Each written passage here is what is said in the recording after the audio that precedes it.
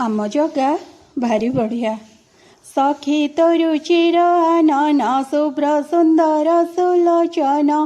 अलका कफल जल केटे किण न चाहु सड़के कहु तु मधुर वचन निश्चय गलाटी जीवन तू लज्जा भरे न चाहूचु भसकी प्राणे तू मारुचु तू हसी सुमधुर भाष मु निश्चय हेपी तोर दास अनेक विनय वचन से नारी बसे पुरंजन हे नृप तोर प्राय से ही स्त्री रे बस कला देही प्रभुत्व पूर्ण से तेजिला ताप से ज्ञान पासरिला स्त्री रे बस जे प्राणी ताहाकु मनुष्य न गणी जे अश्व विटाल गर्दर्प तांक समाने से हु जीव पंडित बोलिण न गणी स्त्री सवस्य जेते प्राणी भो नृप मने तु विचार काहीं पंडित ज्ञान तार ए मंत से जे पुरंजन बाधिला चाटु वाक्य मन संतोष लभिला तरुणी तार कर्पण्य वाक्य शुणी से नारी बुझिला मनर ए कामे होइछि अस्थिर कहे ललित सुवचन शुण हे वीर पुरंजन आंबर भर्ता केही नाही बिहरू ए पुरे रे रही सोनाम गोत्र तो न जाणी ए तनु के अछि निर्वाणी केतेक जाणु आंबे माने सकले अछु ए भुवने अपरे न जाणु ना किछि ए पुरे किमते रखिछि देख ए जेते परिजन ए मनुहंती अभिन्न एहांक नाम कर्म गुण बुझई शुण नृपराण मुझेबे निद्रागत होई ए सर्पपुर जगी थाई ए आंभ पालक पुरर सकल कार्य तत्पर करंदी आंभ अनुमते जे भोग बांछा जार जेते जे शुभ शुभ फल देई विधि निषेध मार्गे नेई एणु आत्मिक प्रिय मोर जेणु ए सेपे निरंतर एहार बेनी पत्नी नाम प्रवृत्ति निवृत्ति राजन प्रवृत्ति पत्नी नाम जार से जेबे प्रवृत्ति मार्गर निवृत्ति नामे जे युवती से धर्म मार्गे सेबे पति से बेनी नारींक कुमर के साधु के पादुराचर ए जेते प्रवृत्ति नंदन जे काम क्रोध अभिमान अज्ञान लोभ मोह हिंसा विवाद तर्क मिथ्या भाषा अपरे कहिबई केते आदि पुत्रे छन्ति जेते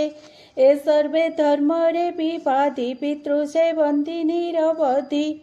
अधर्म मार्गे निरंतर सेवा से करंदी पियर जे काम भोगे तुम्भ इच्छा से देई पुराइबे वांछा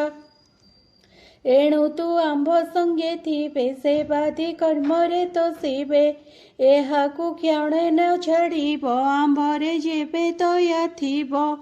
ए जेते प्रवृत्ति नंदन दया विवेक धर्म ज्ञान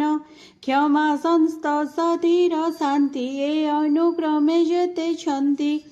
अधर्म मार्गे दारुण इच्छन्ति पितांग मरण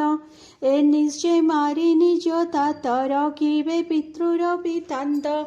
एणु ए हांकु प्रते जीव भोगादि वांछा जेबे थिब ए दुष्ट अधर्म नासन्ति भोगादि सुख न देखन्ति जे पितृवधे चित्र वांछा तुम्भे पाइब काहीं रक्षा तुम्भे न जान पुरंजन के साधु के अबादुर्जन आंभर कहिबा उचित तुम्भे जे आंभ निज कांत स्वामी कपटी जे बा नारी सेटी अज्ञान व्यभिचारी तुम्भे जे भोगादि ईश्वर इच्छा संजोगे भोग कर ए सर्वे भोग विनाशी पे कामादि वांछा न देबे ए हांग संग तेरा जन पड़ी होइब भोगहीन ए पूरे भोग वांछा जार ए संग नुहे नृपवर ए संग वेगे परिहर निश्चिन्ते पुरे विहर एभे अम्भर संगे तुम्भे सुकृत करि रह तम्भे से नारी वाक्य नृपमणि अज्ञाने मजिला न जानी अज्ञान मार्गे चित्त देला स्वपर भेद बुद्धि कला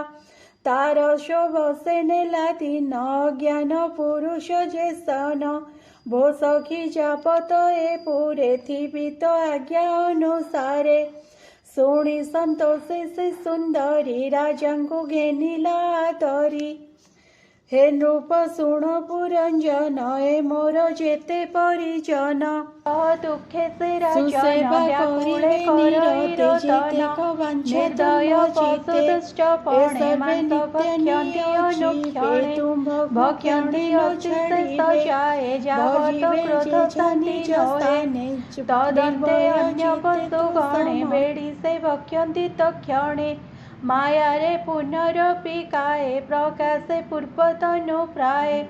दुसह दुख से नृपति भये पलाये जौकति तेणे गोड़ान्ति पशु गणे बेड़ी भक्ष्यन्ति जणे जणे ए मंद दुख महाघरे रोदन करे उच्च स्वरे तारे रक्षक केहि नाही शत्रु समूहे पीड़े तेहि सभये भाळई राजन निश्चय नासिबे मो जीवन ए मंदे भाळन्ति आकुळे मुनि जानिले जोग बळे ए मिथ्या भये नृपजन अवश्य छाड़िब जीवन तक्षणे भयु मुनिवर हरिले जोग निद्रा तार तक्षणे से ज्ञान लभिला विह्वळे सत्वरे उठिला मुनिंगी कोलाग्रत करी से मिथ्या भये नृप डरी ए दुष्ट पशु भयंकर निश्चय भक्षिबे मो शरीर ए मंद कहि से राजन उच्छने करई रोदन मति विभ्रम देखि तार कहि बदन्ति मुनिवर ए मिथ्या भये तु राजन विअर्थे हेउ किंपा छन एबे प्रत्यक्ष देखराए नयन भेड़ी तु निर्भय जे घोर भये पीड़ा तोते अज्ञाने हेउथिले सत्ये अदृश्य हेले आम्भे